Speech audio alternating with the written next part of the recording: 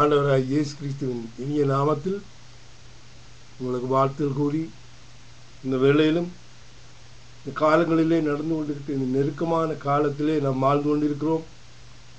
எனவே ஒவ்வொருவரும் இந்த காலத்திலே மிகவும் கவனமாக இருந்து தேவனுடைய ராஜ்யத்துக்குள்ளே பிரவேசிக்க வேண்டிய காலத்திலே வந்திருக்கிறோம். அநேக செய்திகள் தொடர்ந்து வந்து கொண்டிருக்கிறது. நேற்றைய நாளிலும் நாங்கள் பார்த்தோம், வட துருவத்திலே ஸ்கொட்லாண்டுக்கு மேலே ஐஸ்லாந்து பக்கமெல்லாம் பனி மலைகள் உருகுகிறது, சூரிய வெப்பம் இறங்கிவிட்டது. இதை நாம் அசட்ட பண்ணக்கூடாது. இந்த உலகம் நீரினாலே அழிக்கப்படாது. வட துருவத்திலே இருந்து ஐஸ் மலைகள் உருகுகிற பொழுது சில தீவுகள் இந்த நீருக்குள்ளே போகக்கூடிய ஒரு சாத்தியம் இருக்கிறது. நோவாவின் காலத்திலே 3 கண்டமாக இருந்தது, 5 கண்டமாக மாறியதை நாங்கள் பார்க்கிறோம். இப்பொழுது வட துருவத்திலே கூடுதலாக பனிமலைகள் இன்னும் உருவவில்லை. அப்போ சூரிய வெப்பம் அங்கே படுகிற பொழுது, நீருடைய மட்டம் கூடுகிற பொழுது சில தீவுகள் அதற்குள்ளே அமலக்கூடிய சாத்தியம் இருக்கிறது. அதை வைத்துத்தான் அவர்கள் நீரினாலே அழிக்கப்படும் என்று சொல்லுகிறார்கள். நீரினாலே அழியாது உலகம், நீரினாலே அழியாதுன்னு நாங்கள் கடந்த செய்தியிலே பார்த்தோம். தேவனுடைய வார்த்தை ஒரு பொழுதும், வானமும் பூமியும் ஒளிந்து போனாலும் என்னுடைய வார்த்தைகள் ஒரு பொழுதும் ஒளிந்து போவதில்லை என்று ஆண்டவர் சொன்னார். எனவே நாம் சிந்திக்க வேண்டிய காரியத்திலே இருக்கிறோம். இந்த காலத்திலே சிந்தித்து செயலாற்ற வேண்டும். வேதம் நமக்கு ஒரு வெளிச்சம். ஆண்டவருடைய தீர்க்க தரிசனம் நிறைவேறி வருகிறது. இதற்காக நாம் ஒரு காரியத்தை செய்ய ஆலோசித்திருக்கிறோம். கடந்த காலங்களிலே நான் ஒரு செய்தியை கொடுத்திருந்தேன். பல நூற்றுக்கணக்கான டிவிடிகள் அது சென்றது. அது டிவியிலும் அது ஒலிபரப்பப்பட்ட செய்திதான். தேவ ஞானமும் விஞ்ஞானமும் என்ற செய்தி. அது 1.5 மணித்தியால செய்தி. அந்த செய்தியை நாம் இந்த யூடியூபிலே நாம் வெளியிடலாம் என்று ஆலோசித்திருக்கிறோம். விரைவாக அதை நாம் வெளியிடுவோம். அதிலே நிறைய விடயங்கள் விஞ்ஞான ரீதியாகவும் சரித்திர ரீதியாகவும் இந்த வேதத்திலே இருக்கிற மறைபொருட்கள் எல்லாம் வெளிப்படுத்தப்பட்டு நிறைய காரியங்கள் வெளிவந்திருக்கிறது. நீங்கள் இவர்களை பார்த்து படித்து இந்த உண்மையான நிலைமை அறிய வேண்டும். இந்த விஞ்ஞான ரீதியிலே படிக்கிற பிள்ளைகள் அநேகர் அந்த செய்தியை பார்த்து என்னோடு பேசினார்கள். இது ஒரு அருமையான செய்தி. நாங்கள் விஞ்ஞான ரீதியிலே பரிணாம வளர்ச்சியை குறித்து படித்து கொண்டிருக்கிறோம். ஆனால் நீங்கள் சரியான ஒரு ஆதாரத்தோடு எங்களுக்கு தந்தது நன்றி என்று இலங்கையிலிருந்து கூட இந்த டிவிடியை வாங்கி கேம்பஸில் படிக்கிற பிள்ளைகள் இது எங்களுக்கு வேண்டும், நாங்கள் படிப்பிலே நாங்கள் இதை பார்க்க வேண்டும் என்று வைத்திருக்கிறார்கள். எனவே இந்த செய்தியை நீங்கள் பார்க்க வேண்டும். இது 1.5 மணித்தியால செய்தி. அநேகமாக இது 15 நிமிடமாக ஆறுதலும் போகும் என்று நான் நினைக்கிறேன். எனவே நீங்கள் இதை அசட்ட பண்ணாமல், இதை நீங்கள் தவறாமல் நீங்கள் பார்த்தால் உங்கள் வேதத்தை குறித்தும் இந்த உலகத்தை குறித்தும் உலக நடவடிக்கைகள் நிறைய இருக்கிறது. அவைகள் எல்லாவற்றையும் ஓரளவுக்கு நாம் சொல்லி இருக்கிறேன். பார்த்து நீங்கள் இந்த காலங்களிலே உங்களையும் உங்கள் பிள்ளைகளையும் ஆயத்தப்படுத்த வேண்டும். ஏனென்றால் நாம் ஏதோ வந்துவிட்டோம் செய்து விட்டோம் என்று வாழ்ந்து கொண்டு இருக்கிறோம். நடவடிக்கைகளை நாம் கவனிக்காமல் விட்டால் எங்களுடைய வாழ்க்கை அப்படியே தொலைந்து விடும். நாம் இங்கெல்லாம் வாழுகிறோம், இப்படியெல்லாம் வாழுவோம் என்று வாழுகிறோம் இல்லாமல் எங்களுக்கு என்றொரு நிலையான ஒரு நகரம் இருக்கிறது. அந்த நகரத்துக்குள்ளே நாங்கள் பிரவேசிக்கிறதுக்கு நாங்கள் ஆயத்தப்பட வேண்டும். ஒரு நாட்டை விட்டு ஒரு நாட்டுக்கு நாங்கள் செல்லுகிறோம், எங்களுக்கு உரிமைகளை நாங்கள் தேடிக்கொள்ளுகிறோம். ஆனால் ஒரு நிரந்தரமான ஒரு இடம் நமக்கு இருக்கிறது என்பதை நாம் மறந்து விடக்கூடாது. இது மிக முக்கியமான காரியம். இந்த காலத்திலே நாம் எப்படி இருக்கிறோம் என்பது முக்கியமல்ல, நாம் தேவனுக்குள்ளே எப்படி இருக்கிறோம். உலக பிரகாரமாக நிறைய காரியங்களை நாம் தேடுகிறோம், கண்டடைகிறோம். ஆனால் முக்கியமான காரியம் வேதம் சொல்லுகிறது. ஆண்டவராய் இயேசு கிறிஸ்து இந்த உலகத்திலே வாழ்ந்த பொழுது சொன்னார், இடுக்கமான வாசல்கள் வழியாய் உட்பிரவேசியுங்கள், கேட்டுக்கு போகிற வாசல் விரிவும் வழி விசாலவுமாய் இருக்கிறது, அதன் வழியாய் பிரவேசிக்கிறவர்கள் அநேகர். ஜீவனுக்கு போகிற வாசல் இடுக்கமும் வழி நெருக்கமுமாய் இருக்கிறது, அதை கண்டுபிடிக்கிறவர்கள் சிலர். அப்போ இடுக்கமான வாசல். சிலராகிய 8 பேர் தான் நோவாவின் பேழையிலே காப்பாற்றப்பட்டார்கள். அப்போ இடுக்கம் என்று சொன்னால் இது நாம் சகல வசதிகளோடு படைத்ததான ஒரு காரியத்தை செய்து கொண்டு நாம் தேவராட்சியத்துக்களே பிரவேசிக்க முடியாது. அதுதான் உண்மை.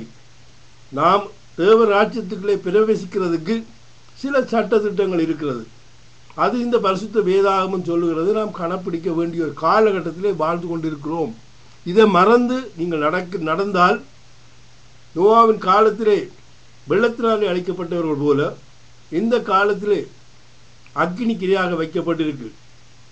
மிகவும் கவனமாக நடக்க வேண்டிய காலம். நாம் இந்த பூமி அக்கினிக்கிரையாக வைக்கப்பட்டிருக்கிறது. நேற்றைய முன்தினம் கூட இந்த நீங்கள் வெப்சைட்டில் பார்க்கலாம். அந்த சூரியனுடைய ஒளிக்கதிர் அதனுடைய வெளி திரை அகன்று விட்டது. அதனுடைய ஒளி நேரடியாக இந்த ஐசூர் பிரதேசங்களில் உள்ள இடங்களுக்கு அது செல்லுகிறது. அப்பொழுது பனிமலைகள் உருகுகிறது. அப்பொழுதுதான் இந்த நிலைமைகள் வரப்போகிறது என்று நாம் பார்க்கிறோம். விஞ்ஞானம் ஆதாரபூர்வமாக சொல்லிக்கொண்டு தான் இருக்கிறது. ஆனால் வேதத்தில் இல்லை என்பதை சொல்லுகிறதுனால்தான் நாம் தேவ ஞானமும் விஞ்ஞானமும் என்று அந்த செய்தியை நாம் எடுத்திருந்தோம். நீங்கள் நிச்சயமாக இந்த செய்திகளை பார்க்க வேண்டும். இந்த காலம் இடுக்கமான ஒரு காலத்தில் சென்று கொண்டிருக்கிறோம்.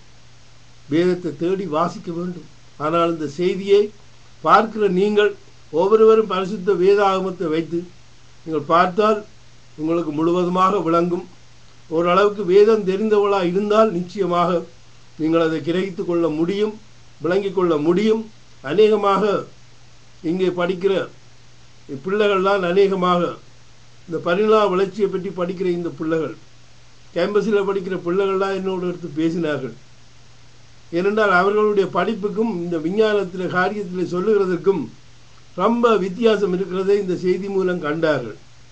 ஆனால் வேத வசனம் நிச்சயமாக நிறைவேறும். நாம் அந்த வேத வசனத்துக்கு செவி கொடுக்காமல் நாம் ஏதோ செய்து வாழ்ந்து கொண்டு இருக்கிறோம் என்பதை நாம் நினைக்கிறோம். நான் ஒரு சகோதரனை போல உங்களுக்கு நான் இந்த விஷயத்தை உங்கள் முன்பதாக வைத்திருக்கிறேன். நிச்சயமாக இது ஒரு பெரிய வெற்றியை தரும். உங்களோட வாழ்க்கையில் ஒரு சமாதானத்தை தரும். நீங்கள் தேவனுக்கு பிரியமில்லாத காரியங்களை செய்து கொண்டிராமல் தேவனுக்கு விருப்பமான காரியங்களை நாங்கள் செய்ய வேண்டும். குடும்பத்திலே பிரிவினைகள், பெற்றோருக்குள்ளே பிள்ளைகளுக்குள்ளே பிரிவினைகள், சகோதரத்துக்குள்ளே பிரிவினைகள், கணவன் மனைவி பிரிவினைகள், உறவுகள் சொந்தங்கள் பிரிவினைகள் எல்லாம் நீக்கப்பட வேண்டும். தேவனுடைய வருகைக்கு முன்பதாக இவைகள் களையப்படாவிட்டால் நிச்சயமாக தேவனுடைய ராஜ்யத்திலே பிரவேசிக்கிறது கஷ்டம். நாம் நினைக்கலாம் சிலர் வேதத்தை ஏற்றுக்கொண்டு நாங்கள் சரியாகத்தான் வாழ்ந்து கொண்டிருக்கிறோம், எங்களுக்கு ஒரு பிரச்சனை இல்லை என்ற நிலையிலே வாழ்ந்து கொண்டிருக்கிற மக்கள் இருக்கத்தான் செய்கிறார்கள். அப்படி அல்ல. நீங்கள் வேதத்தை ஏற்றுக்கொண்டு வாழ்ந்திருந்தாலும் நீங்கள் முந்தினோர் பிந்தினோராயும் பிந்தினோராயும் போக வேண்டிய ஒரு காலகட்டத்திலே வந்துவிடும். ஒப்புரவாகுங்கள். தன் சகோதரனை பகைக்கிறவன் நெறி நரகத்துக்கு ஏதுவாக இருக்கிறான் என்று ஆண்டவர் சொன்னார். எங்களுக்குள்ள இருக்கிற உயர்வுகள் தாழ்வுகள் இப்படியான காரியங்கள் களையப்பட்டே ஆக வேண்டும். அப்படிப்பட்டவர்களுக்கு தேவ ராஜ்யத்தில் இடமில்லை. இன்றைக்கு சாதிகள் இப்படியான காரியங்களை பார்த்து தங்களை பெரியவர்கள் என்று காட்டிக்கொள்கிறவர்கள் ஒருவரும் தேவ ராஜ்யத்திலே பிரவேசிக்க முடியாது. தன்னை தாழ்த்துகிறவன் உயர்த்தப்படுவான். தேவனுக்கு முன்பாக தாழ்மைப்படுங்கள். கர்த்தருக்கு முன்பாக தாழ்மைப்படுங்கள். இவர்கள் எல்லாம் காலகாலமாக செய்து வந்துதான் அழிந்து போனோம். இனிமேலாவது தேவனுடைய வருகைக்கு நாம் ஆயத்தப்பட சகோதர ஐக்கியப்பட்டு ஒருமனப்பட்டு பிசாசு கொண்டு வருகிற இந்த சாதி பசாசுகளை நாங்கள் வெளியேற்ற வேண்டும். மக்கள் மத்தியிலே இப்படியான காரியங்களினாலே ஐக்கியம் இல்லாமல் சமுதாயத்திலே சகோதரத்துவத்திலே அநேகர் பின்மாற்றத்திலே செல்ல வேண்டிய காரியத்துக்கு வந்துவிட்டோம். இனிமேலாவது நாம் சிந்தித்து செயலாற்ற வேண்டும் என்று நான் உங்களுக்கு அன்பாக சொல்லுகிறேன். விட்டுவிடுங்கள். இப்படியான காரியங்கள் இருந்தால் இன்றைக்கே விட்டுவிடுங்கள். ஐக்கியப்படுங்கள், ஒருமனப்படுங்கள். நாங்கள் ஏதோ ஒன்றை செய்கிறோம் என்று இன்றைக்கு வஞ்சிக்கிற போதகர்களும் இருக்கிறார்கள். நீங்கள் இப்படி வாழ்ந்தால் போதும், நீங்கள் சபைக்கு வந்தால் போதும் என்று போதிக்கிறவர்கள் இருக்கிறார்கள் நிறைய பேர். அதனால் ஆண்டவராய் இயேசு கிறிஸ்து சொன்னார், அநேக வஞ்சகர்கள் தோன்றுவார்கள் இந்த காலத்திலே. எனவே நீங்கள் இதுகளுக்கு விலகி குடும்ப ஐக்கியங்களை கட்டி எழுப்ப வேண்டும். தேவனுடைய வருகையில் எடுத்துக்கொள்ளப்பட வேண்டுமா இருந்தால் இவர்களை எல்லாம் இலகுவாக்கி ஒரு இடுக்கமான வாசல் என்று சொன்னால் இந்த உலகத்திலே வருகிற சந்தோஷங்கள் அதுகளை எல்லாவற்றையும் தேவையில்லாத சிற்றின்பங்களுக்காக நம்மை இடம் கொடுத்தால் அந்த தேவனுடைய ராஜ்யத்திலே பிரவேசிப்பது மிகவும் கடினமாக இருக்கும். நாம் தேவனுடைய மகிமைக்காக நாம் ஒரு பாடலை பாடி கடந்து செல்வோம். கர்த்தர் நம்மை ஆசீர்வதிக்க வேண்டும். தேவனுடைய வருகைக்கு ஆயத்தப்பட நான் ஒரு சகோதரன் போல உங்கள் முன்பதாக இவர்களை வைத்திருக்கிறேன். இங்கே மாத்திரமல்ல, இலங்கை தேசத்திலும் இருக்கிற மக்களுக்கும், எங்கள் சொந்தங்கள், உறவுகள், சகோதர சகோதரிகளுக்கும் மற்றும் வெளிநாடுகளிலே வாழுகிற மக்களுக்கும், டோவா கட்டாரிலே வாழுகிற எங்களுடைய உறவுகள் சொந்தங்களுக்கும், வாலிப பிள்ளைகளுக்கும் மற்றும் ஐரோப்பிய தேசங்களிலும், கனடா, ரஷ்யா, அமெரிக்கா, ஆஸ்திரேலியா போன்ற நாடுகள், நியூசிலாந்து போன்ற நாடுகளிலும் வாழ்ந்து கொண்டிருக்கிற எங்கள் தமிழ் மக்களுக்கு நாம் சொல்ல வேண்டிய கடப்பாட்டில் இருக்கிறோம். நீங்கள் இவர்களை ஏற்று வழிநடத்த வேண்டும் என்று நான் உங்களை அன்பாக இந்த செய்தியை உங்கள் முன்பதாக வைக்கிறேன். நீங்கள் தொடர்பு கொள்ளுங்கள். என்னுடைய செய்திகளிலே நீங்கள் பார்த்து மனம் திரும்பி வரும்படியாக உங்களை அன்பாக கேட்டுக்கொள்கிறேன். நன்றி. இடுக்கமான வாசல் வழியே வருந்தி நுழைய முயன்றிடுவோம். இடுக்கமான வாசல் வழியே வருந்தி நுழைய முயன்றிடுவோம். சிலுவை சுமந்து இயேசுவின் பின் சிரித்த முகமாய் சென்றிடுவோம். சிலுவை சுமந்து இயேசுவின் பின் சிரித்த முகமாய் சென்றிடுவோம். இடுக்கமான வாசல் வழியே வருந்தி நுழைய முயன்றிடுவோம். வாழ்விற்கு செல்லும் வாசல் இடுக்கமானது. வாழ்விற்கு செல்லும் வாயில் இடுக்கமானது. பரலோகம் செல்லும் பாதை குறுகலானது. பரலோகம் செல்லும் பாதை குறுகலானது. சிலுவை சுமந்து இயேசுவின் பின் சிரித்த முகமாய் சென்றிடுவோம்.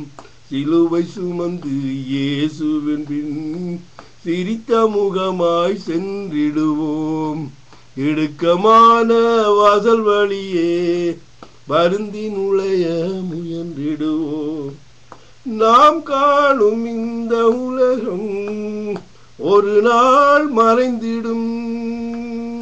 நாம் காணும் இந்த உலகம் ஒரு நாள் மறைந்திடும். புதுவானம் பூமி நோக்கி பயணம் செய்கின்றோம். புதுவானம் பூமி நோக்கி பயணம் செய்கின்றோம். சிலுவை சுமந்து இயேசுவின் பின் சிரித்த முகமாய் சென்றிடுவோம். சிலுவை சுமந்து இயேசுவின் பின் சிரித்த முகமாய் சென்றிடுவோம். இடுக்கமான வாசல் வழியே வருந்தி நுழைய முயன்றிடுவோம். இவ்வாழ்வின் துன்பமெல்லாம் சில காலந்தான் நீடிக்கும். இவ்வாழ்வின் துன்பமெல்லாம் சில காலந்தான் நீடிக்கும். இணையில்லாத மகிமை இனிமேல் நமக்குண்டு. இணையில்லாத மகிமை இனிமேல் நமக்குண்டு.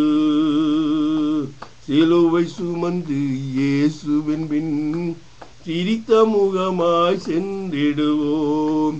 சிலுவை சுமந்து இயேசுவின் பின் சிரித்த முகமாய் சென்றிடுவோம். இடுக்கமான வாசல் வழியே வருந்தி நுழைய முயன்றிடுவோம். இடுக்கமான வாசல் வழியே வருந்தி நுழைய முயன்றிடுவோம். நன்றி ஆண்டவரே, நன்றி ஸ்தோத்திரம் ஆண்டவரே. அன்பான தேவனே, நீர் இரக்கமுள்ள தேவனுடைய வார்த்தையை அனுப்பி எங்களை குணப்படுத்துகிற தேவனே, இந்த வேளையிலும் உங்களுடைய வார்த்தை ஆண்டவரே, வானமும் பூமியும் ஒளிந்து போனாலும் என்னுடைய வார்த்தை ஒளிந்து போவதில்லை என்று சொன்ன ஆண்டவருடைய வசனத்தை நாம் ஒவ்வொருவரும் எடுத்து வாசித்து வரும் நாட்களிலே இந்த தேவ ஞானமும் விஞ்ஞானமும் என்ற செய்தியை நீங்கள் பார்த்து நீங்கள் முழுவதுமாக உங்களுடைய காரியங்களை சரிப்படுத்த எங்களுக்கு தந்த தாளந்து இதில் பதித்திருக்கிறோம். நீங்கள் ஏற்று ஆசீர்வதிக்கும்படி உங்களிடத்தில் ஒப்புக் கொடுக்கிறேன். ஆண்டவர் உங்களை ஆசீர்வதிப்பாராக. ஆமென், ஆமென்.